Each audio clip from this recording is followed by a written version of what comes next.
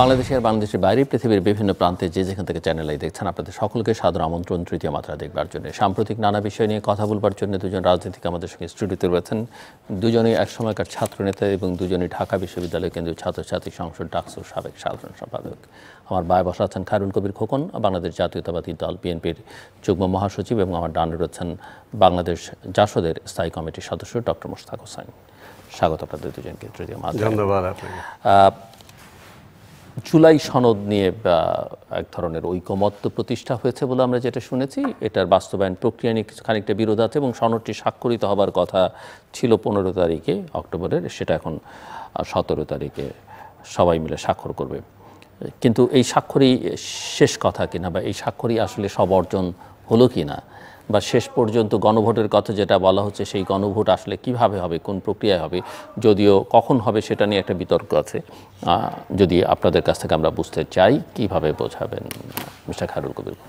ধন্যবাদ আজকের এই অনুষ্ঠানে আমন্ত্রণ করার জন্যে। আমরা এই পরিবর্তিত পরিস্থিতিতে ইতিপূর্বে আপনারা জানেন যে আমাদের বর্তমান অন্তর্বর্তীকালীন সরকারের প্রধান উপদেষ্টা ডক্টর মোহাম্মদ ইউনূসের সাথে আমাদের দলের অ্যাক্টিং চেয়ারম্যান তারেক রহমান সাহেবের একটি বৈঠক হয়েছিল লন্ডনে। তারপরে ওই যেটা নির্বাচনের দিনক্ষণ নিয়ে আলোচনা হচ্ছিল, সেই আলোচনার একটু বিতর্ক ছিল। সেখানে আলোচনা করে একটা মোটামুটি একটা জায়গায় আগামী 2026 ফেব্রুয়ারি মাসে রোজার আর প্রাককালে নির্বাচন হওয়ার একটি কথা হয়েছে। এটাকে কেন্দ্র করে বাংলাদেশ আমাদের নির্বাচন কমিশন এবং রাজনৈতিক দলগুলির মধ্যে মোটামুটি একটা ঐক্যমত্য সৃষ্টি হয়েছে যে নির্বাচন ওই সময় হচ্ছে। সেই নির্বাচনকে ঘিরে তার পরবর্তীতে আমাদের জুলাই জাতীয় সনদের যে বিষয়টি, সেই বিষয়টি নিয়ে আমরা আমাদের দলের নীতি নির্ধারকের সাথে একাধিকবার, আমাদের জাতীয় ঐক্যমত্য কমিশনের সাথে একাধিকবার বৈঠক হয়েছে। সেই বৈঠকের মানে বিভিন্ন বিষয় নিয়ে আলাপ আলোচনা করা হয়েছে। সেটা কিভাবে সেখানে আইনি দেওয়া যায়, রূপ দেওয়া যায়, সেগুলো বিষয় নিয়ে আমরা একটা ঐক্যমতে আমরা এসেছি। আর সেই ঐক্যমতের প্রেক্ষিতে সেটা এখন চূড়ান্ত পর্যায়ে রয়েছে। এটা আগামী 15 তারিখে উপদেষ্টা করার কথা ছিল, কিন্তু এটা 2 দিন আবার পিছানো হয়েছে। তো সেটা হওয়ার আগে আমার মনে হয় যে কিছু কিছু ডিসপুট রয়েছে যেগুলো নিয়ে আমাদের নোট অফ ডিসেন্ট দেওয়া হয়েছিল। সেই নোট অফ ডিসেন্টের মধ্যে বাকিগুলি অন্তর্ভুক্ত না করে সেটা করার ব্যাপারে আমাদের দলের যে স্থায়ী কমিটির সদস্য আমাদের জানেন যে সালাউদ্দিন আহমেদ সাহেব, তিনি এই বিষয়ে একাধিকবার কথা বলে একটা আমাদের মতামত আমরা দিয়ে আসছি। সেই মতামতের প্রেক্ষিতে আমরা মনে করি যে এই জুলাইয়ের জাতীয় সনদটার যেন সেটা বাস্তবে যেন সেখানে কার্যকরী ভূমিকা পালন করা হয়, সেটা আগামী জাতীয় সংসদে সেটাকে একই দিনে এখানে আমরা দেখেছি গণভোটের বিষয়টি, সেটাও আমাদের কিন্তু আমরা আমাদের একই দিনে সময় এবং অর্থ সাশ্রয় করার জন্য একই দিনে করার ব্যাপারে একটি প্রস্তাব আমাদের দল থেকে দেওয়া হয়েছে। সেটা করলে সেটা হতে পারে, কিন্তু সেটা নিয়েও কিন্তু ভিন্নমত রয়েছে। আমরা কিছু কিছু দল আমরা দেখলাম যে আমাদের জামাত ইসলামী সহ 7টি ইসলামী জোট দল, তারাও কিন্তু তারা সেই বিষয়ে তারা কিছু দ্বিমত তারা প্রকাশ করেছে। সেটা আগেই তারা ওই একই দিনে নির্বাচনের আগেই তারা ইয়েটা হোক, গণভোটের কথা তারা বলেছেন। সেটা নিয়ে আমরা তাদের একটা বক্তব্য তারা সেখানে তুলে ধরেছেন যে এই বিষয়টা নিয়ে তারা তাদের মধ্যে আলোচনা করে তারা বলছেন যে সেটাকে আগেই করতে হবে। কিন্তু সেখানে আমার মনে হয় যে এই বিষয়গুলি ব্যাপার নিয়ে আমাদের যেখানে জাতীয় ঐক্যমতের ক্ষেত্রে আমরা একটা জায়গায় পৌঁছে গেছি, অনেক বিষয়ে আমাদের একটা ঐক্যমত আমরা তৈরি হয়েছে। আমরা দেখেছেন যে সংস্কারের বিষয়ে 84 সংস্কারের মধ্যে অধিকাংশগুলি কিন্তু আমাদের আমরা ঐক্যমতে আমরা এসে গেছি। তো এখন খুব মানে বড় জটিলতা আমরা দেখছি না এখন। এখন নির্বাচন পিআর নিয়ে আগে করতে হবে এবং আগে করতে হবে, নির্বাচনের আগে করতে হবে, নির্বাচনের দিনে আগে গণভোট করতে হবে। এইগুলা নিয়ে আমার মনে হয় যে একটি মানে একটি সংকট সৃষ্টি করার জন্য পিআর পদ্ধতি আসন্ন সংসদ নির্বাচনকে পেছানোর একটি ষড়যন্ত্র বলে আমরা মনে করছি। যে এটাকে তারা বেশি হাইলাইট করে বিষয়টা একটি জটিলতা সৃষ্টি করার মানে তারা আমরা করছে বলে আমি মনে করি। যে পিআর পদ্ধতিটা আমাদের ক্ষেত্রে এটা আমাদের দেশের কদিন আগে আমরা দেখলাম যে আমাদের ঢাকা বিশ্ববিদ্যালয়ের রাষ্ট্রবিজ্ঞানের যে প্রফেসর আমাদের উনি নুরুল আমিন ব্যাপারী, তিনিও বলছেন যে 20 বছর লাগবে শুধু খেলে অ্যানালিসিস স্টাডি করতে। সব বিশেষজ্ঞরাই বলছেন যে এটা আমাদের দেশের ক্ষেত্রে এটা এখনও উপযোগী নয়, এবং আমাদের বাস্তবতার খাতিরে সেটা আমাদের দেশে এখনও পিয়ার পদ্ধতিতে যারা দীর্ঘদিনে প্রচলিত স্বাধীনতা, বাংলাদেশের দীর্ঘদিন মানুষ একটা জনগণ তাদের ভোটের যেভাবে করে অভ্যস্ত হয়ে আসছে, সেটা হঠাৎ করে এখন তারা প্রার্থীকে সেটা জানবেই না, ওরা জানতে পারবে না পরবর্তীতে কারা প্রার্থী হিসাবে আসবেন, যারা প্রতীকের ভিত্তিতে সর্বোচ্চ ভোট পেলে সেটার ভিত্তিতে তারা নির্ধারণ করবে দল। তো সেই বিষয়টি আমাদের দেশের মানুষের এখনও তারা সুখে দুঃখে বিপদ আপদে সবসময় মানে যারা প্রার্থী ছিলেন তাদেরকে দেখেই জনগণ উদ্বুদ্ধ হয়ে সে একটি মার্কার সাথে একটা ব্যক্তি একটা গুরুত্বপূর্ণ বিষয়।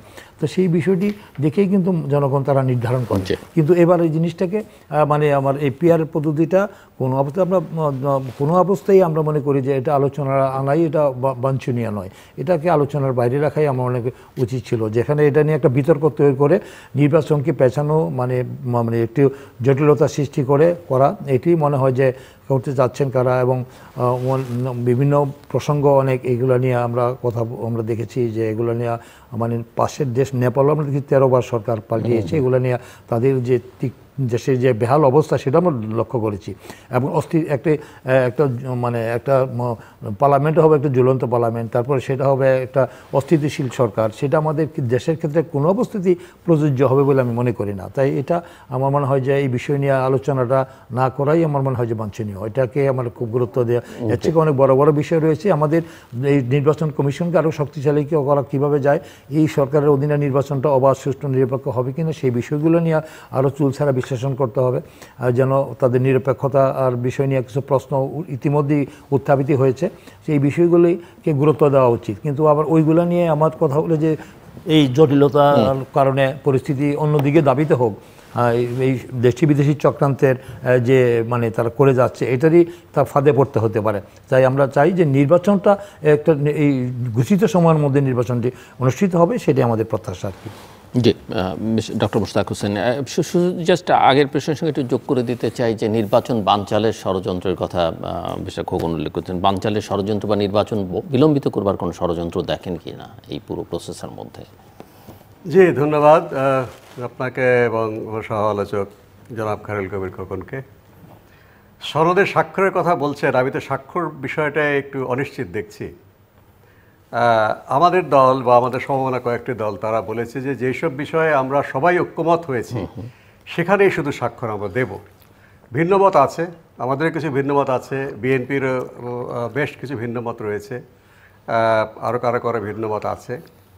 ভিন্নমত সহ মেনে নিলাম এটাই জাতীয় সংসদে চলতে পারে বা রাজনৈতিক দল বা ফোরামে হতে পারে, কিন্তু জাতীয় ঐক্যমত কমিশনে ভিন্নমত সহ মেনে নিলাম এটা কিন্তু সম্ভব না। বিশেষ করে দেখুন, আমাদের দল রাষ্ট্রীয় 4 মূলনীতি পরিবর্তন হতে পারে এমন কোনো সম্ভাবনার ইয়েতে আমরা স্বাক্ষর করব না। এখন যেটা হয়েছে যে রাষ্ট্রীয় মূলনীতি যাই থাকুক না কেন 4টা বিষয় যুক্ত হবে, সাম্য, মানবিক মর্যাদা, সামাজিক ন্যায় বিচার এবং ধর্মীয় সম্প্রীতি স্বাধীনতা। এই 4টা বিষয় যুক্ত করতে আমাদের আপত্তি নেই, কিন্তু আমি যদি এই বিষয়ে একমত হই তাহলে এখন যে 4 মূলনীতি আছে, গণতন্ত্র, সমাজতন্ত্র, ধর্মনিরপেক্ষ, জাতীয়তাবাদ, এটা বদলে গেলেও কিন্তু আমাকে সেখানে সম্মতি হয়ে গেল।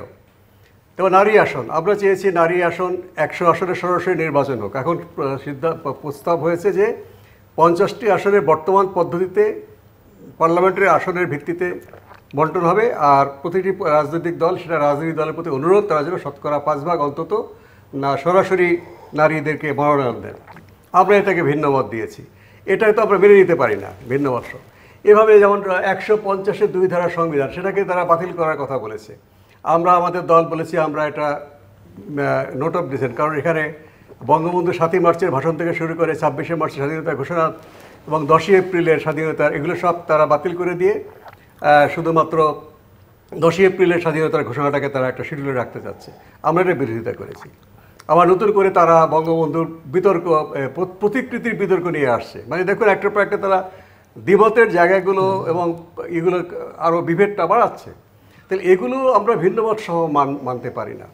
ঠিক তেমনি জাতীয়তাবাদী দল যে বলেছে যে এখানে যে সংসদের উভয় কক্ষে, যদিও সংসদের জাতীয় সংসদে সংখ্যানুপাতিক প্রতিনিধিত্ব নিয়ে কোনো আলোচনাই হয়নি জাতীয় ঐক্যমত্য কমিশনে, তারা উচ্চ কক্ষে সংখ্যানুপাতিক প্রতিনিধিত্ব কথা তুলেছে। আমাদের দলও কিন্তু মন্দের ভালো হিসেবে আমরা উচ্চ কক্ষে সংখ্যানুপাতিক প্রতিনিধিত্ব সমর্থন করেছি, কিন্তু প্রস্তাবটা লিখেছে যে এখন যেটা যে উচ্চ কক্ষে সংখ্যানুপাতিক প্রতিনিধিত্ব আমরা সিদ্ধান্ত নিয়েছি, ভিন্নমত জাতীয়তাবাদী দল এবং সম্ভাবনা 12টি দল ইত্যাদি ইত্যাদি।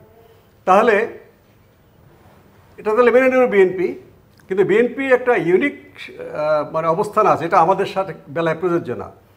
বিএনপি তারা মনে করে, অনেকেই মনে করে বিএনপি আগামী সংসদে সংখ্যাগরিষ্ঠ আসন পাবে, এবং বিএনপি বলেছে যে ভিন্নমত যারা যারা দিয়েছে তারা ওই গণভোট দ্বারা বাউন্ড না। গণভোটে মনে করুন জাতীয় সংসদের উচ্চকক্ষে পিআর পদ্ধতি গণভোটে হ্যাঁ হলো, কিন্তু ওখানে লেখা থাকবে, বিএনপি বলেছে যে যারা ভিন্নমত দিয়েছে তারা যদি ম্যান্ডেট পায় সংসদ নির্বাচনে তারা তাদেরটা কার্যকরী করবে। এখন বিএনপি যদি সংখ্যাগরিষ্ঠ পায় এবং তাদের মিত্র দল সহ 2/3 পায়, তাহলে তারা তো উচ্চকক্ষে এই সংখ্যানুপাতিকটা করছে না। তাহলে এটা বিএনপির হয়তো তারা এই বিষয়ে আশ্বস্ত থাকতে পারে, কিন্তু আমাদের মতো আমরা যারা নিশ্চয়ই আমরা জয়লাভ করার জন্য করবো, কিন্তু আমরা সরকার গঠন করব এটা কিন্তু আমরা এই মুহূর্তে আমাদের কাছে মনে হচ্ছে না এককভাবে, বা আমাদের সেটা পরের কথা। কাজেই এক্ষেত্রে আমরা জাতীয় সংসদে স্বাক্ষর করতেই যাব না আমরা, এবং আরও কয়েকটি দল আছে, যদি দ্বিমত সহ আমাদেরকে স্বাক্ষর করতে হয়। গণভোট তো এর পরের কথা, তাহলে গণভোটও হতে পারে বলেছি আমরা একই দিন এই বিষয়ে বিএনপির সাথে। কিন্তু গণভোটটা কিভাবে হবে? মানে আমি কি জুলাই সনদের পক্ষে না বিপক্ষে সেইভাবে না? আপনি কি ওই 84টি বিষয় ধরে যদি বাংলাদেশের কত ভাগ ভোটার ওই বিষয় ধরে ধরে ভোট দিবে, ইয়েস নো? তা 84 বিষয়ে ভোটের প্রয়োজন নেই। আসলে সাংবিধানিক যে প্রশ্নগুলো আছে, যেগুলো 2/3 ভোটে পাশ হবে সংসদে সাংবিধানিক বিষয়, সেগুলোই দেওয়া উচিত, এবং যেগুলো একমত হয়েছি আমরা। কিন্তু সেগুলো ঠিক হয়েছে? কতগুলো বিষয় এরকম? হ্যাঁ, সেগুলো মানে কতগুলো বিষয় ভোটে যেতে পারে বলে আপনার ধারণা আনুমানিক? আমার কাছে সাংবিধানিক বিষয়গুলো 9টিরও বেশি, যেটা একমত পুরোপুরি, আর ভিন্নমত 14টিরও বেশি। সেক্ষেত্রে আমরা একই দিনে ভোটের কথা কেন বলেছি? বিএনপির সাথে আমাদের এখানে একমত আছে, শুধু বিএনপির সাথে এক জায়গায় ভিন্নমত আছে আমাদের দল এবং আমাদের সাথে কয়েকটি দল। বিএনপি বলেছে যে ভিন্নমতগুলো সহই গণভোটে যাক, কারণ বিএনপি তারা যেহেতু মনে করছে তারা সংখ্যাগরিষ্ঠ পাবে, তাদের যে ভিন্নমতগুলো সেগুলো এখানে কার্যকরী হবে না। কিন্তু আমাদের ভিন্নমত তো আমরা জাতীয় সংসদে যাওয়ার আগেই সেখানে আমরা ছেড়ে দিতে হচ্ছে। আমরা জাতীয় সংসদে যদি আমরা হেরে যাই, আমরা সেখানে ভিন্নমত দিতে পারি, ওয়াকআউট করতে পারি, বাইরে আন্দোলন করতে পারি, সেটা জাতীয় সংসদে সেটা একটা যথোপযুক্ত ফোরাম। এর বাইরে আমরা জাতীয় ঐক্যমত্য কমিশনের গণভোটের প্রশ্নের মধ্যে আমি সেখানে বিসর্জন দিতে পারি না। কাজেই সনদের স্বাক্ষর যদি আমরা না করি, তাহলে তার ভিত্তিতে তো আমরা গণভোট হতে পারি না। এখন আসুন, গণভোট কেন আমরা একই দিনে চাচ্ছি? আমাদের দৃষ্টিভঙ্গিটা কি? দেখুন, এই গণভোটটা যেটা জনাব সালাউদ্দিন বলেছেন, আমরা একই কথা বলেছি যে এটা হবে নৈতিকভাবে আগামী সংসদে, এটা মানুষ যারা এই স্বাক্ষর করবে তারা এটা করতে বাধ্য নৈতিকভাবে। রাজনৈতিকভাবে কিন্তু আপনি এটাকে বন্ডিং করছেন না। রাজনৈতিকভাবে জাতীয় সংসদে যদি আপনি 2/3 সংখ্যাগরিষ্ঠতা করে সংবিধানের কতগুলো মৌলিক বিষয় আপনি সংশোধন করেন, সেগুলো চূড়ান্তভাবে অনুমোদন করতে গেলে গণভোট প্রয়োজন হবে।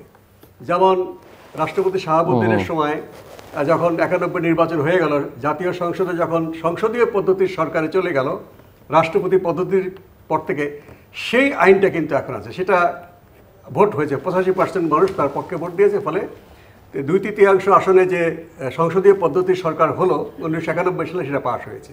এখন সেই আইনটা আছে। তবে যেহেতু বিভিন্ন দলকে আমাদের এক জায়গায় আনার কথা, সেই কারণে আমরা বলেছি ভোটের দিনে হতে পারে, কিন্তু সেটা এই নতুন কোনো রাষ্ট্রপতির আদেশ দিয়ে হবে না। কারণ রাষ্ট্রপতির আদেশ দিয়ে যদি গণভোট করেন, তাহলে সেই গণভোটের মাধ্যমে সংবিধান বদল হয়ে গেল। এটাই কিন্তু জামায়াতে ইসলামী, এনসিপি তারা চাচ্ছে, ইসলামিক দলগুলো চাচ্ছে যে রাষ্ট্রপতির আদেশের মাধ্যমে গণভোট দিয়ে সংবিধান বদল হয়ে গেল। আমরা এই ক্ষমতাটা রাষ্ট্রপতিকে দিতে চাচ্ছি না। কারণ দেখুন, বাংলাদেশে 2024 সালে যে রক্তাক্ত গণঅভ্যুত্থান হয়েছে, আমরা চাই না ভবিষ্যতে এরকম গণঅভ্যুত্থান হোক, কিন্তু আসলে কি ঠেকাতে পারবো আমরা?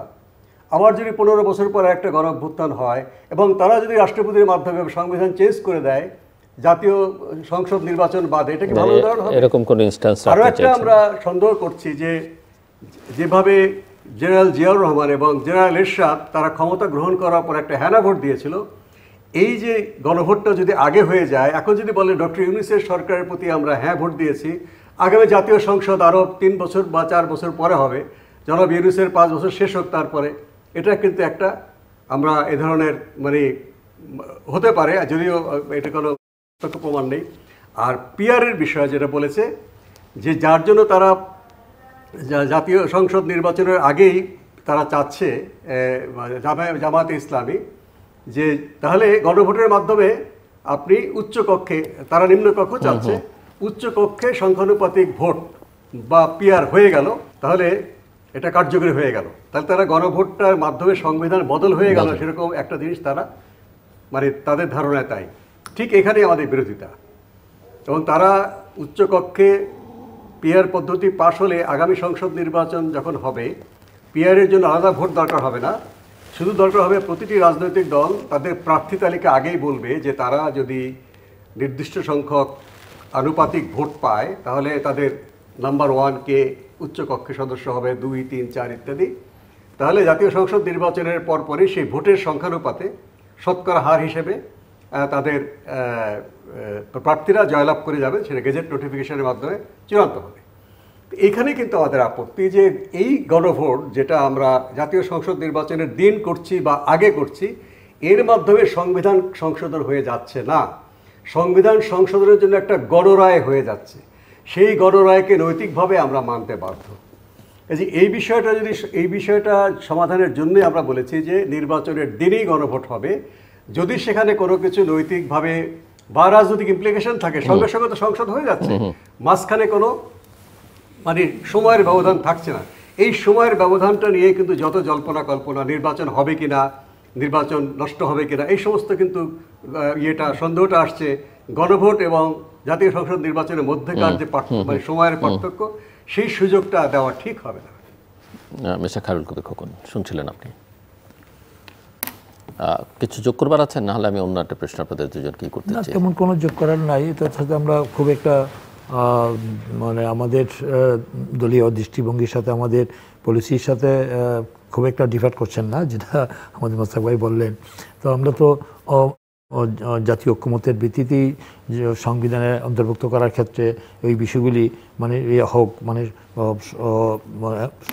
ইনক্লুড করা হোক, মানে সেই যেটা নিয়ে আমাদের ডিসপিউট আছে, যেটা মানে নোট অফ ডিসেন্ট যেগুলো আছে, সেগুলো নিয়ে ভিন্নমত থাকলে সেই ভিন্নমতটা নিয়ে মানে যাওয়াটা একটু মানে একটা জটিলতা সৃষ্টি হতে পারে। এই জন্য আমার মনে হয় সেটার থেকে বাদ দিয়ে যেটা ঐক্যমতের ভিত্তিতেই আমাদের জাতীয় সংসদটা করলে আমার জন্য এটা ফাইনালি এটা হলে আমার মনে হয় যে ওইটা আমাদের জন্য এটা খুব কল্যাণকর হবে জাতির জন্য। যেটা একই দিনে হওয়ার ক্ষেত্রে যেটা তারা ঐক্যমত প্রকাশন করছেন আমাদের সাথে, এটা নিয়ে আবার জনগণের মধ্যে একটা ইতিবাচক মানে পড়েছে, মানে ভূমিকা আমরা দেখতে পেয়েছি, যে এটাও তারা অ্যাকসেপ্ট করেছেন আর কি, যে আমাদের যে চিন্তাভাবনার সাথে যে একই দিনে করলে যে আমাদের আর্থিক সাশ্রয় এবং সময়টা কমে যাবে, এবং এটার উপর ভিত্তি করে পরবর্তীতে এটা সংবিধানে একটা ম্যান্ডেটরি হবে, যেহেতু আমাদের দেশের জনগণের সার্বভৌম, তারা যদি সেখানে একটা দেয়, সেটা তখন একটা ম্যান্ডেটরি হয় আমাদের সংবিধানে অন্তর্ভুক্ত করার বিষয়টি। যে এই বিষয়টা নিয়ে অনেক আলোচনা হচ্ছে, যেটা এখন আমি আনতে চাই, কিন্তু আপনাদের দুজনকে একসঙ্গে পেয়ে আমি এই আলোচনাটা একটু না করার মানে আলোচনা করার লোভটা সামলাতে পারছে না। সেটা হচ্ছে যে আপনারা দুজনেই ডাকসুর সাধারণ সম্পাদক সাবেক, এবং আমরা ঢাকা বিশ্ববিদ্যালয়ে কিন্তু ছাত্রছাত্রী সংসদের নির্বাচনের ফলাফল বা ছাত্রছাত্রীদের মনোবৃত্তিটা সবসময় মোটামুটি একটা ধারণা করতে পারি, এবং এর সঙ্গে জাহাঙ্গীরনগর অন্যান্য বিশ্ববিদ্যালয়গুলো আলোচনার মধ্যে আসতে পারে। ডাকসু যে ফলাফল আমরা শেষ পর্যন্ত দেখলাম, তাতে কি এটাকে এখন বলা যায় যে বাংলাদেশের তরুণ সমাজ এখন অনেকটাই জামাতের বা শিবিরের দিকে ঝুঁকে পড়ছে? না, এটা আমি সমর্থন করি না, যে এখন শুধু ওই ডাকসু এবং জাকসু নির্বাচনের উপরে ভিত্তি করেই মানে তারা এই দেশের তরুণ সমাজ যারা অত্যন্ত মানে আমাদের মনে করি যে এই সমাজের এই তরুণরা অত্যন্ত মানে মেধাবী, প্রতিভাবান, তারা বর্তমান আমাদের সমাজ থেকে মনে হচ্ছে তাদের আরও বেশি মানে চিন্তা ভাবনা, এবং তারা যে মানে ওই যে পুরো গ্লোবাল পলিটিক্স নিয়েও তাদের যে অভিজ্ঞতা এবং তাদের যে দেশপ্রেম, এবং আমরা দেখেছি যে আমাদের কোটাবিরোধী আন্দোলনের সময় থেকে আমরা খেয়াল করেছি যে ছাত্রদের যে মানে তাদের যে রাষ্ট্র সংস্কারের যে থেকে শুরু করেছিল আর কি, সেটার পরবর্তীতে আমরা দেখেছি বিশেষ করে কোটা সংস্কারের যে বৈষম্য বিরোধী ছাত্র আন্দোলনে তারা একটা যে উল্লেখযোগ্য তারা ভূমিকা আমরা রেখেছে, সেই ভূমিকার মধ্যে আমরা দেখেছি যে এটার মধ্যে তো সেই তরুণদের মধ্যে তো সবাই মানে বিশেষ করে মানে কেউ হয়তো প্রত্যক্ষ ছাত্র রাজনীতির সাথে জড়িত, আবার কোনো সমর্থক এবং সাধারণ ছাত্রী এবং শিক্ষার্থীরাও সম্পৃক্ত হয়েছে এই আন্দোলনের সাথে। তো আমি মনে করি যে এই তরুণ যুবকরা তারা আমাদের দেশের ভবিষ্যৎ, তারা আগামী দিনে দেশ পরিচালনা, তারা রাজনীতি করবে, তারা মানে সেখানে প্রশাসনে যাবে, তারা দেশের সমস্ত কিছুতেই তরুণরাই বিশেষ করে এই দেশের যে এটা আমাদের আমরা বিশ্বাস করি যে এই তরুণ ছাত্র সমাজই আগামী দিনে দেশের নেতৃত্ব দিবে। এটাই বাস্তবতা। আমরা তরুণ থেকে আমরা এখন আস্তে আস্তে আমরা একটু ইয়ের দিকে যাচ্ছি, আমাদের বয়স বেড়ে যাচ্ছে, কিন্তু সেখানে কিন্তু এই তরুণদেরকে কিন্তু আমাদের এই রাষ্ট্রের মানে তাদের আগামী দিনে সঠিক নেতৃত্ব তাদের হাতে দিতে হবে। সেই ক্ষেত্রে আমি মনে করি যে জামাত শিবিরের যেটা তারা তাদের যে ছাত্র শিবিরের তারা হঠাৎ করেই তাদের যে উত্থানটা হয়েছে, এটা হঠাৎ করেই হয়নি। এটা মনে হয় যে দীর্ঘদিনে তাদের যে একটু গভীর একটি যে তাদের ব্লুপ্রিন্ট ডিজাইন, একটা পরিকল্পনা মাস্টার প্ল্যান নিয়ে তারা যে তখন তৎকালীন ফেসিবাদ আওয়ামী লীগ সরকারের যে সাথে তাদের যে গভীর সম্পর্কটা ছিল, সেটা বিভিন্ন শিক্ষা প্রতিষ্ঠানে তারা কিন্তু ছদ্মবেশে তাদের ছত্রছায়া থেকেই কিন্তু তারা সেখানে বেড়ে উঠেছে, এবং তারা কিন্তু প্রকাশ করেনি। তারা কিন্তু ওই আমরা দেখেছি সর্বশেষের যে ঢাকা বিশ্ববিদ্যালয়ের ছাত্র সংসদ নির্বাচনে আগে আমরা দেখেছি যে তাদের সে রূপ দেখেছি, তারা ছিল ছাত্রলীগের সাথে, তারা একসাথেই তারা কাজ করেছে। পরবর্তীতে দেখা যায় যে ওই ব্যক্তিগুলি আবার ছাত্র শিবিরের মুখোশ উন্মোচিত হয়েছে ওদের। তো এই যে তারা যে মানে ওই রূপ পাল্টিয়ে তারা করেছে, এবং সেটা কারণে তারা ক্যাম্পাসে থাকতে পেরেছে, সুযোগ সুবিধা দেওয়া, এবং ক্যাম্পাসে দীর্ঘ 16 বছর আমাদের দলের যারা প্রগতিশীল ছাত্র সংগঠনের সাথে সম্পৃক্ত ছিল, যারা এই ফেসিবাদ বিরোধী আন্দোলনে তারা কিন্তু ক্যাম্পাসে হলে থাকতে পারেনি, ক্লাসে যেতে পারেনি, মানে তারা ইয়েতে যেতে পারেনি, এই মিছিল মিটিং প্রোগ্রাম করতে পারেনি। এটা আমরা লক্ষ্য করি যে ক্যাম্পাসের মধ্যে তাদেরকে বিভিন্নভাবে শারীরিকভাবে নির্যাতন করে তাদেরকে পুলিশে দেওয়া হতো। সেখানে তাদের একচাটিয়া সেই ছাত্রলীগের যে নিষিদ্ধ ছাত্রলীগ যে সংগঠনটি, তাদের একটা আধিপত্য ছিল। তারা সেখানে বেশি শক্তি দিয়ে, সেখানে অস্ত্র দিয়ে তাদের হলগুলিতে তারা একচাটিয়া আধিপত্য, আমরা গেস্ট রুমের আমরা শুনেছি, গণরুমের আমরা জানেন, এগুলো তো তারা দখল করে রেখেছিল। সেখানে কিন্তু তারাই কিন্তু নেতৃত্ব দিয়েছে, তারাই কিন্তু সেখানে ছাত্রলীগের ইয়েতে ছিল। এটা তাদের বক্তৃতায় বেরিয়ে আসছে, অনেক সময় দেখেছেন এগুলি, যার কারণে তারা একটা সুযোগ সুবিধা পেয়েছে। এবং যে নির্বাচনেও দেখেছেন যে নির্বাচনগুলি প্রশ্নবিদ্ধ হয়েছে, আমরা দেখেছেন সেখানে ব্যাপক আলোচনা হয়েছে। নির্বাচন অবাধ, সুষ্ঠু, নিরপেক্ষ ক্ষেত্রে আমরা দেখেছি যে কার্জন হলে একজন জিয়া রহমান নামে একজন সে ইয়েতে ছিল পুলিং অফিসার, তাকে অব্যাহতি দিতে হয়েছে, এবং সে সরাসরি একটি ওই যে আমাদের ছিল ছাত্র শিবিরের যে প্যানেল দেওয়া, ছাত্র শিবিরের নামে তো দেয় নেই, তারা দিয়েছিল ওই যে গণতান্ত্রিক মানে ছাত্র ঐক্য জোট নামে একটা কি বোধহয় একটা সংগঠন করেছিল, সেই প্যানেলের ভোট দেওয়া ছিল। আগে একটা ব্যালট পেপার দেওয়া ছিল, তারপর তাকে আইডেন্টিফাই করে তাকে অব্যাহতি দেওয়া হয়েছে তাৎক্ষণিকভাবে। এটা যদি মনে করেন 810টি ছিল বুথ ছিল, সেখানে যদি ধরেন 5টা করে দেওয়া হয় তাহলে 4500 সেখানে জাল ভোট চায়, সেখানে 10টা করে দিলে প্রায় 8500 ভোট চলে যায়। সেখানে এই বিষয়গুলো কিন্তু বিশ্ববিদ্যালয় কর্তৃপক্ষ, ভাইস চ্যান্সেলর এবং প্রক্টর যারা দায়িত্বে ছিলেন, যারা পুলিং অফিসারের দায়িত্বে ছিলেন, নির্বাচন পরিচালনার দায়িত্বে ছিলেন, তারা সেই বিষয়গুলো কিন্তু সেখানে বারবার মানে সেখানে আমাদের বাংলাদেশ জাতীয়বাদী ছাত্র দলের যে প্যানেল ছিল, সেই প্যানেল পক্ষ থেকে তারা বারবার উত্থাপন করেছিল যে এই বিষয়গুলি দেখার জন্য, কিন্তু তারা এখন প্রতিকার তাৎক্ষণিকভাবে নেয়নি। না নেওয়ার কারণে কিন্তু দেখা যায় যে 8500 ভোটের ব্যবধান হয়েছে। আমাদের ছাত্র দলের যে প্রার্থী ছিল মানে তার সাথে এত ভোটের ডিফারেন্স তো হতে পারে না। বাংলাদেশ জাতীয়বাদী ছাত্রদল যাই হোক, মানে সেটা মানে তারপরে আমাদের যে ইয়ে ছিল অন্য আদার যে সংগঠনগুলো ছিল, আদার যারা ইয়ে করেছে, ওই যে যারা বৈষম্য বিরোধী আন্দোলনের সাথে ছিল, যারা বিভিন্ন স্বতন্ত্র ছিল, তারাও কিছু কিছু ভোট পেয়েছে। কিন্তু এত ভোটের ব্যবধান হওয়াটা এটা নিয়ে বিস্ময় প্রকাশ করেছে সবাই, এত ভোটের ব্যবধান হতে পারে না। তো এই বিষয়গুলি নিয়ে আমরা কিন্তু আমাদের যে প্রার্থী তারা কিন্তু প্রেস কনফারেন্স করে স্পেসিফিক একবার সুনির্দিষ্টভাবে কোন কোন জায়গায় তারা সেখানে ওই দুর্নীতি মানে ইয়ে হয়েছে, মানে ম্যানিপুলেট করা হয়েছে, নিয়ম ভঙ্গ করেছে, এগুলো কিন্তু তুলে ধরেছে আমাদের যে বিপি প্রার্থী সেখানে। এবং পরবর্তীতে জাকসু নির্বাচন হয়, সেখানে আমাদের 3 জন মানে শিক্ষক যে দায়িত্বে ছিলেন তারা কিন্তু পদত্যাগ করেছে। সেই পদত্যাগ করেছে যে নির্বাচন অবাধ সুষ্ঠু নিরপেক্ষ হওয়ার ক্ষেত্রে দেখা যায় ব্যালট পেপার যে ছাপানো হয়েছে, সেই জামাত শিবিরের যে প্রেস, সেই প্রেস থেকে দেখা হয়েছে, নীলক্ষেত থেকে তারা ইয়ে ছাপিয়েছে, ব্যালট পেপার ছাপিয়েছে। এটা নিয়ে ওদের সঠিক উত্তর দিতে পারে না ভাইস চ্যান্সেলর এবং আমাদের যে প্রক্টর, যে সেখানে নীলক্ষেত্রে কেন ছাপানো হবে, সেখানে দেখা গেল যে পরিমাণ ব্যালট পেপার ছাপানো তার থেকে বেশি ছাপানো হয়েছে। এইগুলো নিয়ে তো মানুষের মধ্যে পরিস্থিতি তৈরি হবে, এটা আপনারা আগে অনুমান করতে পারেন। এটাকে ভিত্তি করে যে মানে যুব সমাজ মানে জামাতের দিকে ঝুঁকে গেছে, এটা মনে করা সঠিক হবে না। এবং এটাকে জাতীয় নির্বাচনেও কোনো মানে মানে নেতিবাচক প্রভাব পড়বে বলে আমি মনে করি না।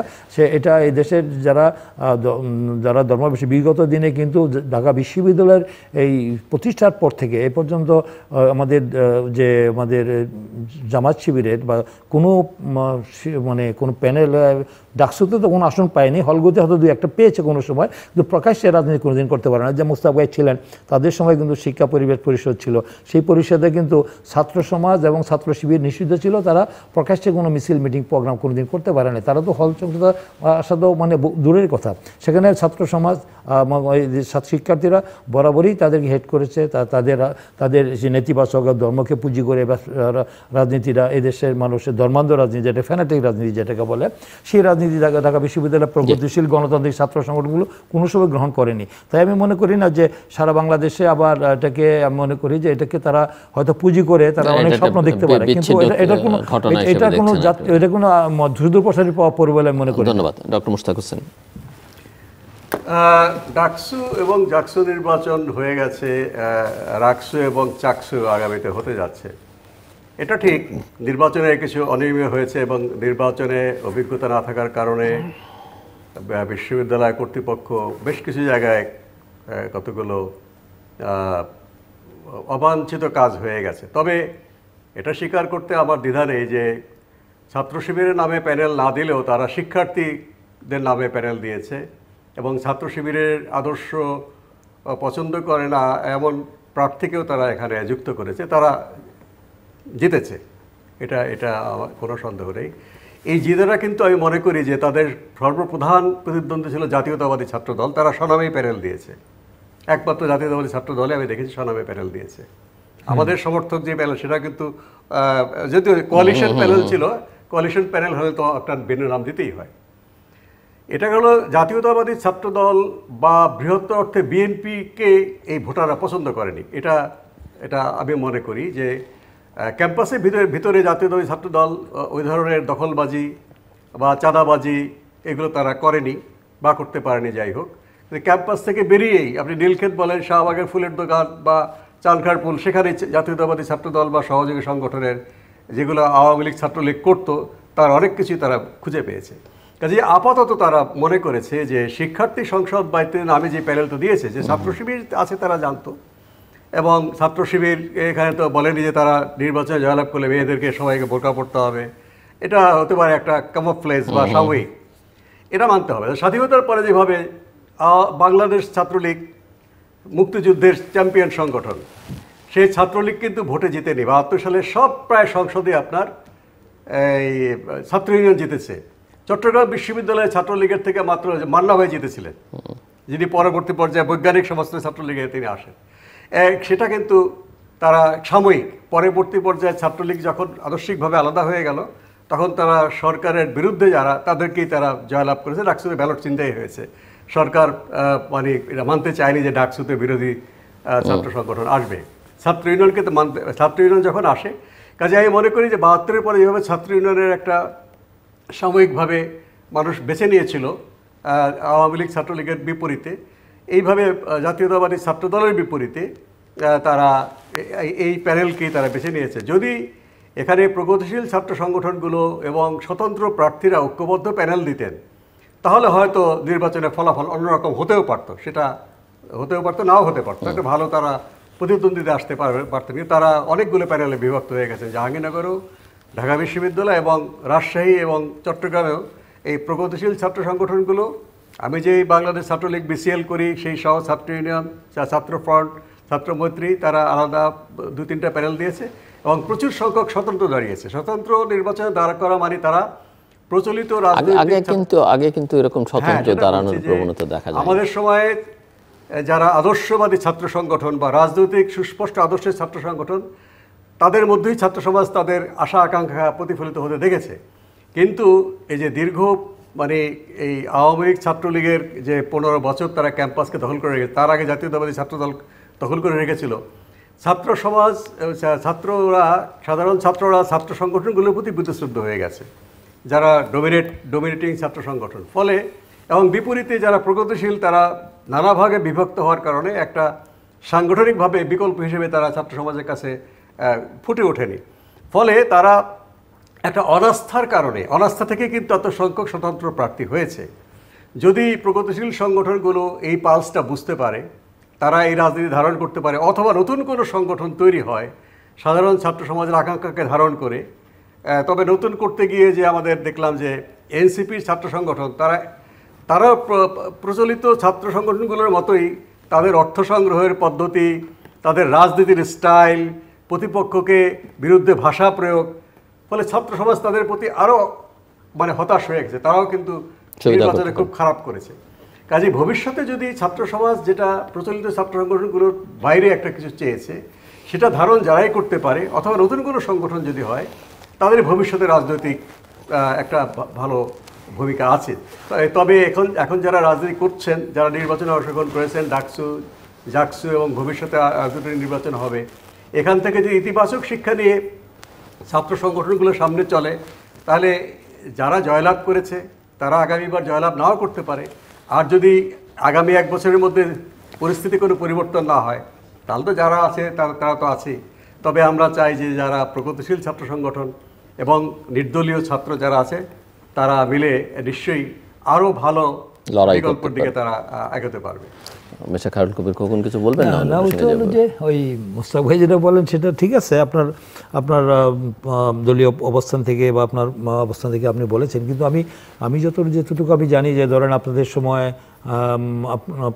আপনি আমার আগের বার ছিলেন, আপনি আবার আগের বার প্যানেল 18 আমরা বিজয়ী হয়েছিলেন সংগ্রাম পরিষদের পক্ষ থেকে। আমরা কিন্তু পরবর্তীতে কিন্তু 90-তে কিন্তু আমরা আমাদের যে আমান খোকন আলম, আমরা যে প্যানেলে আমরা বিজয়ী হলাম, সেটাতে কিন্তু আমাদের দলীয় প্যানেলে সবাই করেছিল। সেখানে কিন্তু আমরা বিপুল ভোটের ব্যবধানে আমরা বিজয়ী হয়েছিলাম, প্রায় 8-10 হাজার ভোটের ব্যবধানে বিজয়ী হয়েছিলাম আমরা।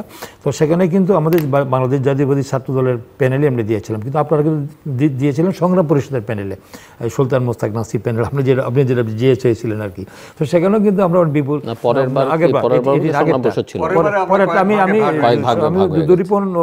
দুরিপন প্যানেলে আমি এজিএস করেছিলাম আপনার সময়। তখন আমরা পরাজিত হয়েছিলাম, এককভাবে করেছিলাম, আপনারা করেছিলেন জোটবদ্ধভাবে। পরবর্তী ইন্ডিভিজুয়ালি করেছিলেন আপনাদের সমস্ত দলগুলো আর কি।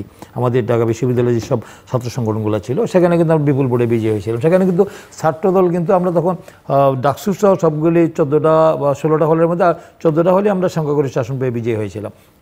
কিন্তু সেখানে কিন্তু সেই দীর্ঘ 29 বছর পরে আবার যেটা হলো, যেটা আমাদের নুরুল হক নুরু বিপি হলো, যেটা সেই নির্বাচনে কিন্তু আমরা দেখেছি সেটাও কিন্তু প্রশ্নবিদ্ধ নির্বাচন হয়েছিল। সেই নির্বাচনও সেখানে আমরা দেখেছিলাম যে বিতর্কে অনেক ম্যানিপুলেট করা বা দলীয়করণ করা বা সেখানে জোর জবরদস্তি করা অনুকূল পরিবেশও ছিল না। সেটা নিয়ে আমরা জাতীয় গণমাধ্যমগুলো দেখেছিলাম। কিন্তু সেই নির্বাচনের পরবর্তী দেখলাম নুরুর উপরে অনেকবার শারীরিকভাবে ছাত্রলীগের হামলা হয়েছে, নির্যাতন হয়েছে এগুলো জাতি দেখেছে। পরবর্তীতে আমরা 6 বছর পরে হলো আবার যে নির্বাচনটা, সেই নির্বাচনটা কিন্তু মানে আমাদের আমরা কিন্তু বরাবরই আমরা দাবি করে আসছিলাম আমাদের দলের পক্ষ থেকে, বক্তৃতায় বিবৃতিতে আমাদের ছাত্র দলের পক্ষ থেকে, যে ঢাকা বিশ্ববিদ্যালয়ের কেন্দ্রীয় ছাত্র ডাকসু নির্বাচন আমরা দ্রুত সমন্বয় দেখতে চাই। কারণ আমাদের সেই এই দীর্ঘ ফেসিবাদ বিরোধী আন্দোলনে কিন্তু ঢাকা বিশ্ববিদ্যালয়ের ক্যাম্পাস এবং শিক্ষা প্রতিষ্ঠানগুলি ছিল একটি নৈরাজ্যকর অবস্থা, অরাজকতা, সেখানে শিক্ষার অনুকূল পরিবেশও ছিল না, সেখানে একটা দ্বন্দ্ব সংঘাত হানানি ছিল নিত্যনৈমিত্তিক ঘটনা। সেই হলগুলিতে সাধারণ ছাত্রদের কী পরিণতি আমরা সবাই জানেন। সেই অবস্থাতে কিন্তু ছাত্রদল মানে ক্লাস মানে তাদের যে সেখানে ক্যাম্পাসে যাওয়া কিন্তু আন্দোলন সংগ্রামে তারা ভূমিকা রেখেছে। যারা বিজয়ী হয়েছে তারাই বলছেন যে আমাদের যে আন্দোলন সংগ্রামে যারা দীর্ঘ 16 বছর শেষের দিকে যে বৈষম্য বিরোধী ছাত্র আন্দোলনের যে ভূমিকাগুলো আমাদের বিপিজিএ সহ যারা প্রার্থী হয়েছে তারা কিন্তু দৃশ্যমান হয়েছে, তারা কিন্তু মিছিল মিটিং প্রোগ্রামে ছিল। তাদেরকে এই কারণে ধরেন আমাদের সাধারণ ছাত্রদের একটা প্রত্যাশা ছিল যে তারা যদি ফেয়ার ইলেকশন হয় তারা বিজয়ী হবে, না হলে কাছাকাছি হতে পারে। যেহেতু জোটবদ্ধ নির্বাচন করেছে অন্যরা, আমরা দলের নামে করেছি, কারণ সেখানে অতীতে ডাকসুর ইতিহাসে কিন্তু মানে সবগুলি কিন্তু দলীয় মানে ব্যানারই হয়েছে, মানে কিন্তু এবারেই দেখলাম একটু ভিন্নভাবে জোটবদ্ধভাবে করেছে, তারা যে অন্য নাম দিয়ে করেছে, অনেকে করেছে। কিন্তু সেখানে কিন্তু আমি যে জিনিসটা বলতে চাই, আপনি যেটা বলেন যে ক্যাম্পাসের বাইরেও চাঁদাবাজির যে বিষয়টি ছাত্র, এটা বোধহয় আপনার কাছে সঠিক না। এটার কারণে আমাদের ছাত্র সমাজ শিক্ষার্থীরা আর বোর্ড ছাত্র দলের প্যানেলকে দেয়নি, এটা ঠিক হবে না। তো এই ঠিক হবে না আমি এটা মনে করি। যে আরেকটা আপনি যে ঠিক বলছেন যে এটা বোধহয় আমি পুরোপুরি ঠিক বললেন না, এটা আরেকটা হলো যে আপনার যে আওয়ামী লীগের আমলের আগে ছাত্র দলের ক্যাম্পাসে একক আধিপত্য ছিল, ওই সময় কিন্তু সহাবস্থান ছিল, ওই সময় কিন্তু হলগুলিতে কিন্তু যে ছাত্রলীগও ছিল, ছাত্রদলও ছিল, জাসদ ছাত্রলীগও ছিল, ছাত্র ইউনিয়ন সমস্ত সাংগঠনিক সহাবস্থানে ছিল। কিন্তু এই 16 বছর কিন্তু বিভিন্ন ছাত্র দলের সংগঠনগুলো কিন্তু হলগুলিতে ক্যাম্পাসগুলিতে সহাবস্থান করতে পারে নাই। কিন্তু সেখানে কিন্তু মানে যে আজকে ছাত্র দলের যে ফেসিবাদ বিরোধী আওয়ামী বিরোধী আন্দোলনে, স্বৈরাচার বিরোধী আন্দোলনে যে ভূমিকা রেখেছে, এই কারণে ছাত্র সমাজের মধ্যে তাদের একটা গ্রহণযোগ্যতা ছিল। তারা মানে শাহবাগ বিভিন্ন জায়গায় প্রতিটি মিছিল তারা জেল খেটেছে, মার খেয়েছে এবং তারা কারাগারে গিয়েছে, এইসব অনেক মানে জাতীয় গণমাধ্যমগুলোতে প্রকাশ পেয়েছে। তা এবং প্রতিটি আন্দোলনে তাদের কিন্তু ভূমিকা ছিল। সেই ভূমিকার কারণে আমার মনে হয় যে মানে ছাত্র দলের ছেলেদেরকে, আমার প্রার্থীদেরকে ছাত্র সমাজ ভোট দিয়ে নির্বাচিত করেনি, সেটা হয়তো আপনি সাদাচোখে আমরা হয়তো বলছি, কিন্তু ভিতরে যে মেকানিজম হয়েছে, যে ষড়যন্ত্র বা ম্যানিপুলেট হয়েছে, একটি মানে পাতানো সাজানো নীল নকশার একটি নির্বাচন হয়েছে, এটা আমি মনে করি যে আমার বক্তব্য না। আপনার বিভিন্নভাবেও দেখেছি আমরা যে সব শিক্ষকরা বা নিরপেক্ষভাবে বিভিন্নভাবে আমরা দেখেছি যে বিশ্ববিদ্যালয়ের এই নির্বাচনটা নিয়ে অনেক মানে নিরপেক্ষ আলোচনা, মানে নিরপেক্ষ অনুষ্ঠান এটাই বোঝানো হয়েছে। তারা তাইলে কেন আমাদের সাথে আপনার যারা অন্য দলের সাথে ছিল তারাও তো 5টি প্যানেল তো বর্জন করেছে, জাকসুতে 5টি প্যানেল বর্জন করেছে, শুধু ছাত্রদল বর্জন তা নয়। এবং সবাই বলেছে যে এমন যারা দায়িত্বে ছিলেন শিক্ষক, তারা কিন্তু মিডিয়াতে গিয়ে তারা কিন্তু সুস্পষ্ট করে বলছেন যে কী কারণে তারা বর্জন করছেন, কী কারণে পদত্যাগ করছেন, যেখানে নিরপেক্ষ নির্বাচন হয়নি। তাই আমি মনে করি যে এই নির্বাচনটা ব্যাপারে আমাদের মানে বিরুদ্ধে যে অভিযোগগুলো আছে যে ছাত্র সমাজ আমাদেরকে ভোট দেয়নি, এটা কিন্তু পুরোপুরি ঠিক না। আমার মনে হয় যে এই বিষয়টি আমার মনে হয় যে আমরা বলছিলাম যে একটু তদন্ত করে আমাদের উচ্চ পর্যায়ের কি তদন্ত টিম করে এই যে অনিয়মগুলো হলো, যদি ভাইস চ্যান্সেলর কিছু বিষয় ওই যেটা নীলক্ষেতে ব্যালট পেপার ছাপানো বিষয় নিয়ে তিনি একটা ব্যাখ্যা দিয়েছেন একটা প্রেস কনফারেন্স করে। তারপরে আমি বলি যে বিশ্ববিদ্যালয়ের সামগ্রিক বিষয় যেগুলো হয়েছে ডাকসু নির্বাচন যে কলঙ্ক সৃষ্টি হয়েছে, যে 2073 যে আমার ব্যালট বক্স নির্বাচন পণ্ড হয়ে গেছিলো যেটা আপনি বললেন। তো আর পরবর্তীতে যে 2019-এর ঘটনা আর 2026-এর ঘটনা, এই ঘটনাগুলো পরবর্তী চাকসু নির্বাচন চাকসু হচ্ছে, সেই নির্বাচনটাও মানে আমরা তাকিয়ে থাকি দেখতে চাই যে নির্বাচনে কী ফলাফল আসে। তো সেই নির্বাচনটা যেন অবাধ, সুষ্ঠু, নিরপেক্ষ হয়, যেন শিক্ষার্থীরা তাদের ভোটাধিকার প্রয়োগ করতে পারে, জাতীয় নির্বাচনের ক্ষেত্রে যেন না হয়। যে কদিন আগে আটটি নির্বাচন দেখলাম বিসিপির নির্বাচন যে নির্বাচনটি হলো সেটাও সরকারের নির্লজ্জ ও নগ্ন হস্তক্ষেপের কারণে সেই নির্বাচন নিয়ে একটু প্রশ্নবিদ্ধ হয়েছে।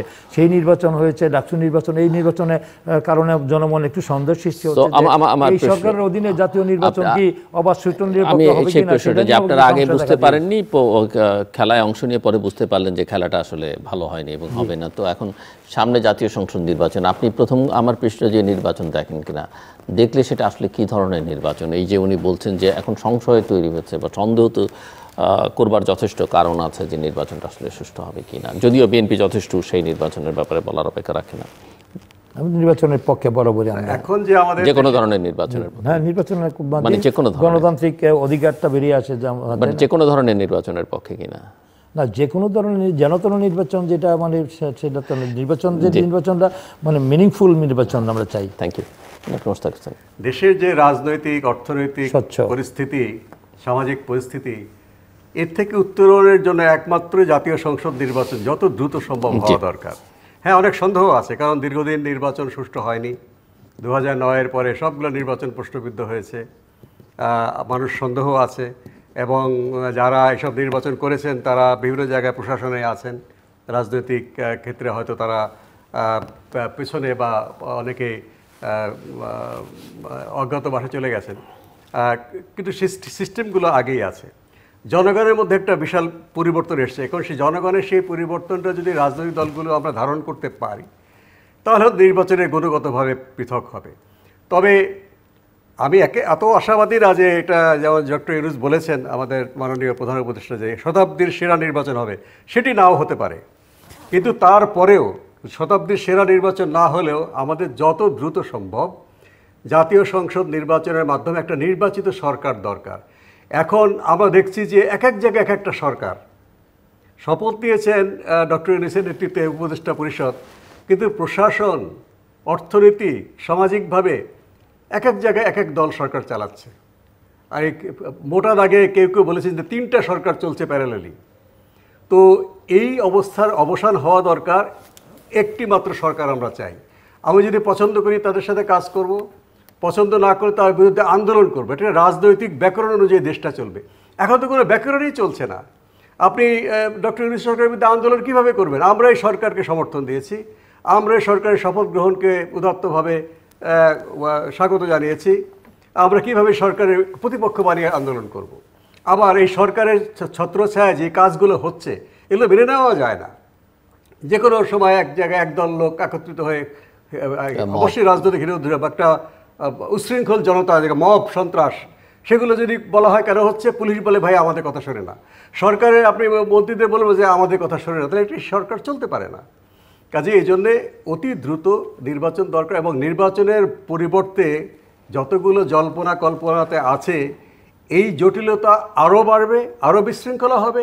অর্থনীতি তো এখনই মানে প্রায় অচল অবস্থা, অর্থনীতি আরও ক্ষতিগ্রস্ত হবে, এবং মানুষের জানমালের নিরাপত্তা আরও ক্ষতিগ্রস্ত হবে। কাজেই অবাধ সুষ্ঠু নিরপেক্ষ নির্বাচনের মধ্যে যেই ক্ষমতা আসুক, আমি তাকে পছন্দ নাও করতে পারি, তারপরও দেশ একটা গণতান্ত্রিক ধারায় রাজনৈতিক ব্যাকরণে চলবে। হ্যাঁ, আন্দোলন বন্ধ হবে না, আন্দোলন, হরতাল, বিক্ষোভ চলবে, কিন্তু তখন আপনি আগে থেকে বুঝতে পারবেন যে দেশ কোন দিকে যাচ্ছে। আপনি বুঝতে পারবেন যে সরকার ক্ষমতা গ্রহণ করেছে, তারা কতটুকু সমর্থন আছে। হ্যাঁ, দরকার হলে আমরা সেই সরকারের বিরুদ্ধে আন্দোলন করে তাকে 2 বছর পরে আরেকটা নির্বাচন দিতে বাধ্য করতে পারি। তাতে একটা দেশটা একটা পদ্ধতিতে আসলো। এই ধরনের একটা অস্বস্তিকর অবস্থা মোটেই কাম্য নয়, এবং অন্যান্য সম্ভাবনা যা আমরা বাজারে কান পাতলে শুনি, এগুলো আরও ভয়াবহ। কাজে সেগুলোর দিকে আমার মনে হয় না কেউ সজ্ঞানে সেই ধরনের বিপজ্জনক অপশানে বা সেই মাইন ফিল্ডে কেউ পা রাখবে। কাজে নির্বাচনই একমাত্র ভরসা, এবং আমি নির্বাচনটাই দেখি আমাদের সামনে সুস্পষ্টভাবে। হ্যাঁ, অবশ্যই নির্বাচন ছাড়া তো কোনো বিকল্প নেই। এই নির্বাচনের তো 16 বছর তো আমরা একটি অবাধ সুষ্ঠু নিরপেক্ষ নির্বাচনের জন্য, একটি ভোটাধিকারের জন্য আমরা লড়াই সংগ্রাম করেছি, এত জীবন, এত প্রাণ। এই যে আমাদের সর্বশেষ তো আমাদের 2000-এর বেশি, আমাদের আবু সাইদ থেকে শুরু করে 2000-এরও বেশি মানুষ জীবন প্রাণ দিয়েছে। আমাদের দলেরও তো শুধু এই 2 মাসে জুলাই অগাস্টেতে মারা গেল 422 জন। এই আন্দোলন সংগ্রাম করতে গিয়ে। তাই এই নির্বাচন তো মানে জনগণ তাকিয়ে আছে যে নির্বাচন পরে অতীতে 91, 96, তারপর 2001-এ আমরা দেখেছি 3 মাসের মধ্যে নির্বাচন হয়েছে। এবার কিন্তু নির্বাচন বিভিন্ন কারণে যেহেতু দীর্ঘ 16 বছর ফেসি সরকারের যে দোসর দালাল প্রেতা তারা বিভিন্ন জায়গায় এখনও তারা বহাল তবিতে রয়েছে। এবং আপনারা হাইকোর্ট থেকে বলেন, আপনার সুপ্রিম কোর্ট বলেন, আপনি জজ কোর্ট বলেন, ম্যাজিস্ট্রেট বলেন, সবগুলো আগেরগুলোই রয়ে গেছে এখনও। তারপরে আপনার আইন প্রয়োগকারী সংস্থা বলেন, পুলিশে বলেন, তারপরে আপনার নির্বাহী বিভাগে বলেন, আপনার প্রশাসনে বলেন, ডিসিএসপি বলেন, সব জায়গায় মানে ওদের রয়েছে, সেনাবাহিনীতে বলেন, সব জায়গায় আছে। সব জায়গায় এখনও তাদের লোকজনগুলো প্রায় বহাল তবিতে রয়েছে। তাদেরকে রেখে আগামী দিনে অবাধ সুষ্ঠু নিরপেক্ষ নির্বাচন করার ক্ষেত্রে এই যে প্রবলেমগুলো তৈরি হচ্ছে, এই যে দেশি বেশি চক্রান্ত কথা আমরা বলছি, এই যে বিভিন্ন সময় আমরা যেসব বিষয় নিয়ে দেখতে পাচ্ছি যে আমরাও সেই মানে মনে হয় যে এই ফাঁদে পা দেওয়ার চেষ্টা করছি, কেউ করছে যে একটি নির্বাচন বানচাল পণ্ড করা, দীর্ঘায়িত করা, প্রলম্বিত করা করলে কারা সুবিধা হবে, কারা আগামী দিনে তো তারা একটি নির্বাচিত সরকার যদি এসে যায় তাহলে তারা সেই সুবিধাগুলিতে বঞ্চিত হবে। তাই তারা চাচ্ছে যে নির্বাচনটা দীর্ঘায়িত হোক, প্রলম্বিত হোক। এই কারণে বিভিন্ন নন ইস্যু করে তারা গোলাপানিতে মাছ শিকার করতে চাচ্ছে। এই ফাঁকে আবার ফেসিবাদের দোসর দালালরা আবার মানে পুনঃপ্রতিষ্ঠা হওয়ার ক্ষেত্রে মানে আবার গভীর চক্রান্ত ষড়যন্ত্রে লিপ্ত। তাদের আছে লক্ষ কোটি টাকা মানে দুর্নীতি লুটপাট করেছে, 30 লক্ষ কোটি টাকা লুটপাট করেছে। দেবপ্রিয় ভট্টাচার্য তার সেই ইয়েতে শ্বেতপত্র প্রকাশই বলেছেন। এই যে তার এই দেশের এই তারা দেখছে দেশি বিদেশে তারা যেভাবে আওয়ামী লীগের ওরা দোসররা যেভাবে বিদেশে গেলে দেখেছেন যে আমাদের নিউ ইয়র্কে জাতিসংঘের প্রোগ্রামে যাওয়ার পরে ঘটনা ঘটেছে, তারপরে আমরা দেখেছি ইংল্যান্ডে কি ঘটেছে, তারপরে বিভিন্ন সময় বাংলাদেশেও বিভিন্ন সময় তারা যেভাবে মানে এখনও বিভিন্নভাবে তারা মানে আবার পুনঃপ্রতিষ্ঠা হওয়ার জন্য দেশের বাইরে থেকে ভারতে থেকেও তারা ইন্ধন মদত দিচ্ছে এই দেশে। তো এই দেশে এইগুলো করতে গিয়ে যদি তাদেরকে যদি সম্মিলিতভাবে আমাদের ফেসিবাদ বিরোধী ঐক্য হয়েছে, সেই ঐক্যটা যদি আমাদের অটুট না থাকে, আমাদের মধ্যে বিভক্তি হয়ে যায়, তাহলে কিন্তু আমাদের জন্য বিপদ আছে। বেশ কিছু রাজনৈতিক দলকে বাইরে রেখে নির্বাচন করলে সেই নির্বাচন কি আগের মতো নির্বাচন হবে না? না, বেশ কিছু দল আমার মনে হয় যে মানে জাতীয় ঐক্যমতের ভিত্তিতে আমার মনে হয় যে দেশের এই পরিবর্তিত পরিস্থিতিতে আমাদের জাতীয় নির্বাচনের একটা যেটা মোস্তাক ভাই বললেন যে এটা খুবই মানে দেশের মানে স্টেবিলিটির জন্য, স্থিতিশীলতার জন্য আমার মনে হয় যে নির্বাচনের কোনো বিকল্প নেই। নাহলে অনেক ষড়যন্ত্রের ডালাপালা গজানো শুরু হয়েছে এবং সেগুলোকে এই সরকার দমন করতে পারছেন না। কেউ আবার বলছেন যে সেভ মৃত্যু ছাড়া সেভ এক্সিট নাই, এই ধরনের কথা বলার চেষ্টা করছেন। তাদেরকে ক্ষমতায় বসিয়েছে তাদেরকে সম্পর্কে আজকে এই ধরনের কথা আজকে বলা হচ্ছে। এই কথা নিয়ে দুর্নীতির বিরুদ্ধে কিছু অভিযোগ চলে আসছে, কেউ বলছেন। তো সেইগুলো আবার মিডিয়াতে গণমাধ্যমগুলোতে সামাজিক যোগাযোগের মধ্যে প্রকাশ পাচ্ছে। এগুলোর কারণে তো মানে পরিস্থিতি আর জটিলতা সৃষ্টি হচ্ছে। আমরা সেই জটিলতার দিকে না গিয়ে আমরা চাচ্ছিলাম যে মানে এই সরকারের অধীনে নির্বাচনটা, মানে কেউ বলছেন যে কেয়ারটেকার সরকার মানে নির্দলীয় নিরপেক্ষ সরকার, এই সরকারের অধীনে নির্বাচনের ক্ষেত্রে কেউ প্রশ্ন তুলছেন যে তারা নির্বাচনটা সেখানে কতটুকু করতে পারবেন কি পারবেন না। অনেক জায়গায় সাধারণ জনগণ জিজ্ঞেস করে, ভাই আমরা যেহেতু রাজনীতি করি, নির্বাচন কি হচ্ছে, মানে যে ফেব্রুয়ারি মাসে কি নির্বাচন হবে? এই প্রশ্নের উত্তর আমাকে দিতে হচ্ছে যে আমরা অবশ্যই হবে, যেহেতু সরকার গঠিত, নির্বাচন কমিশন গঠিত, আমাদের স্টেক হোল্ডার রাজনৈতিক দলগুলো আমরা ঐক্যমত হয়েছি, দীর্ঘ আমরা নির্বাচনের জন্য এত লড়াই, এত সংগ্রাম, এত রক্ত দিয়েছি, তারপরে কেন আমরা নির্বাচন করতে পারবো না? অবশ্যই নির্বাচন করতে হবে। নির্বাচন করার জন্য আমাদেরকে মানে আমাদের রাজনৈতিক দলগুলোকে সরকারকে সহযোগিতা করতে হবে এবং সরকারকে আমাদের কনফিডেন্সে নিতে হবে, সরকারও তার আস্থা থাকতে হবে আমাদের উপরে। এখন তাদের মধ্যেও আমরা দেখতে পাচ্ছি যে তারা কোথায় জানি একটু তাদেরও একটু মানে ওই আগের মতো যে তাদের যে স্ট্যান্ডটা, সেই স্ট্যান্ডের ক্ষেত্রেও আমার যে একটু ল্যাগ কোথায় বোধহয় আছে, এই বিষয়গুলি মানে আমাদের গভীরভাবে তুলে দেখতে হবে আমাদের। ডক্টর মুশতাক হোসেন, জাস্ট আমি যে পার্টিসিপেটরি এবং ইনক্লুসিভ ইলেকশন হবে কিনা, আপনি কি মনে করেন সেরকম ইলেকশন না হলে একটা ইলেকশন হওয়া উচিত, বা সেটার ভবিষ্যৎ কি হবে সেই ধরনের? পরাজিত গণঅভ্যুত্থানে পরাজিত আওয়ামী লীগ বা তাদের সমর্থক 14 দল, তাদেরকে বাদ দিয়ে নির্বাচন করে এটা পুরোপুরি অন্তর্ভুক্তমূলক হবে না, ঠিকই বলেছেন। কিন্তু আওয়ামী লীগকে সিদ্ধান্ত নিতে হবে তারা নির্বাচন করবে কিনা। এটা ডক্টর ইউনূস বলেছিলেন প্রথম দিকে, পরে ছাত্রদের চাপে তিনি নির্বাহী আদেশে কার্যক্রম নিষিদ্ধ করলেন। এটা কিন্তু বিএনপি প্রথমে চায়নি, আমরাও চাইনি। আওয়ামী লীগ বা 14 দল যদি নির্বাচন করতে চায়, তাকে এই সরকারের বৈধতাকে স্বীকার করেই নির্বাচনে প্রার্থী হতে হবে। যারা পলাতক নয়, যারা এখনও আছে, আইনের চোখে পলাতক নয় বা অপরাধী নন, তারা সরকারকে বলবেন জঙ্গি হামলার ফলাফল তারা অজ্ঞাতবাস থেকে ভাষণ দেবেন সরকারকে উৎখাত করার জন্য, তারা কিভাবে নির্বাচনে আসবেন? তারা যদি, তবে আমি মনে করি তারা যদি নির্বাচনে আসতে চায় তাদের সুযোগ দেওয়া উচিত এবং এক্ষেত্রে বিধিনিষেধ থাকা উচিত না। হ্যাঁ, আন্তর্জাতিক মানবতা বিরোধী ট্রাইব্যুনালে অপরাধীদের বিচার হচ্ছে, দল হিসাবে আওয়ামী লীগের বিচারের কথা শুনেছে। হ্যাঁ, দল হিসাবে আমরা যুদ্ধাপরাধের দায়ে জামাত ইসলামের বিচারের দাবি করেছিলাম, তখন আইনটা ছিল না, তখন আওয়ামী লীগ সরকার ছিল, তারা বলেছে আইন নেই। এখন তো আইন হয়েছে, তো আওয়ামী লীগের বিচার হচ্ছে। আমরা আশা করি ভবিষ্যতে যুদ্ধাপরাধের দায়ে জামাত ইসলামের বিচারটাকে পেন্ডিং আছে। যাই হোক, কিন্তু দল হিসাবে বিচারের রায় হওয়ার আগে তারা যদি নির্বাচন করতে চায়, আমার মনে হয় সেই নির্বাচনের সুযোগ তাদের থাকা উচিত। কিন্তু তাদেরকে এই সরকারের বৈধতা এবং গণ-অভ্যুত্থানের বৈধতা এবং শহীদের রক্ত এ বিষয়ে তাদের অবস্থান পরিষ্কার করতে হবে। মিস্টার খোকন, না, বৈধতা কি মানে কিভাবে দেবে? কারণ এখন তো তারা তো যে মানবতা বিরোধী গণহত্যা করেছে মানে পৃথিবীর ইতিহাসে, যে সেইটা তো তারা এখন স্বীকারই করছে না। সেটাই বলছেন উনি, সেটা স্বীকার করে এই সরকারের বৈধতার কথা।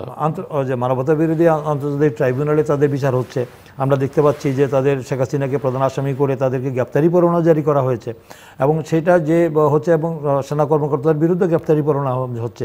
এবং এই যে অবস্থা, সেই অবস্থার মধ্যে আমি মনে করি যে আওয়ামী লীগের ছাড়াও নির্বাচন করা সম্ভব। কারণ আওয়ামী লীগের জনগণ তো প্রত্যাখ্যান করেছে এবং এটা এই দেশের জনগণ প্রত্যাখ্যান করেছে। এই যে মানে আমাদের 90-এর যে ছাত্র গণঅভ্যুত্থান হয়েছে এবং 70-এর গণঅভ্যুত্থান হয়েছে, তার থেকে আমার মনে হয় যে এইবার যেটা হলো আর কি 2024-এ যেটা হলো, 3টা গণঅভ্যুত্থান, 70-এর গণঅভ্যুত্থান, 90-এর এবং 24-এ, সেই গণঅভ্যুত্থান সকল শ্রেণী পেশার মানুষ তো আমরা রাস্তায় নেমেছে এই সরকারের বিরুদ্ধে। আমরা লক্ষ লক্ষ লোকের যা মানুষ আমরা রাস্তায় নেমে এই সরকারের বিরুদ্ধে যে এই অন্যায়, অত্যাচার, নিপীড়ন, নির্যাতন, গুম, খুন, হামলা, মামলা, লুটপাট, এই যে 16 বছরের মানুষকে মানে দেশকে ধ্বংসের খাদের কিনারে দাঁড় করে দিয়েছিল, যার কারণে কিন্তু জনগণ ঐক্যবদ্ধভাবে এই সরকারের পতন ঘটিয়েছে। এই সরকারের কোনো আগামী নির্বাচনে এই দেশের জনগণ তাদেরকে আর দেখতে চায় না। তাদেরকে ছাড়াই, আওয়ামী লীগের ছাড়াই বাংলাদেশে এই যে আগামী ত্রয়োদশ সংসদ নির্বাচন করা সম্ভব বলে আমি মনে করি। সেটা এই দেশের জনগণ তাদেরকে এই মুহূর্তে মেনে নেবে না। দর্শক, অনুষ্ঠান শেষ প্রান্তে আমরা সামাজিক যোগাযোগ মাধ্যম ফেসবুক, এক্স এবং ইউটিউবে তৃতীয় মাত্রা লাইভ স্ট্রিম হচ্ছে, আপনারা দেখতে পারেন। টেলিভিশনের পর্দায় দেখতে না পারলে যে কোনো সময় যে কোনো স্থান থেকে ইউটিউবে তৃতীয় মাত্রা চ্যানেলটি সাবস্ক্রাইব করে পর্ব বা পুরোনো পর্বগুলো আপনারা দেখতে পারেন। ডক্টর মুশতাক হোসেন এবং মিস্টার খায়রুল কবির খোকন, অসংখ্য ধন্যবাদ এই আলোচনা নেওয়ার জন্য। দর্শক, নানা রকমের সমস্যার মধ্যে বাংলাদেশ আছে, নানা অনিশ্চয়তা আছে, কিন্তু আমার অতিথিরা বলছেন উত্তরণের একমাত্র পথ একটা নির্বাচন। যত দ্রুত নির্বাচন হয় তত ভালো, যদিও ফেব্রুয়ারিতে হবার কথা এবং ইতিহাসে সেরা নির্বাচন হবার কথা, কিন্তু সেরকম না হলেও যেন একটা নির্বাচন হয়। আমার টেবিলের প্রান্ত থেকে দুই অতিথি এটা বলবার চেষ্টা করেছেন, যদিও খানিকটা ভিন্ন মত পার্থক্য খানিকটা দেখা গেছে যে নির্বাচনটা আসলে শেষ পর্যন্ত কেমন হওয়া উচিত বা নির্বাচনটা কতটা অংশগ্রহণমূলক, অন্তর্ভুক্তিমূলক হওয়া উচিত, এটি নিয়ে বিতর্ক আছে। কিন্তু এই বিতর্কের একটা নিষ্পত্তি হওয়া দরকার ভবিষ্যতের স্থায়িত্বের জন্য, মানে স্থিতিশীলতার জন্য। আমাদের সঙ্গে থাকবার জন্য অসংখ্য ধন্যবাদ, আপনাদের সবার জন্য শুভকামনা।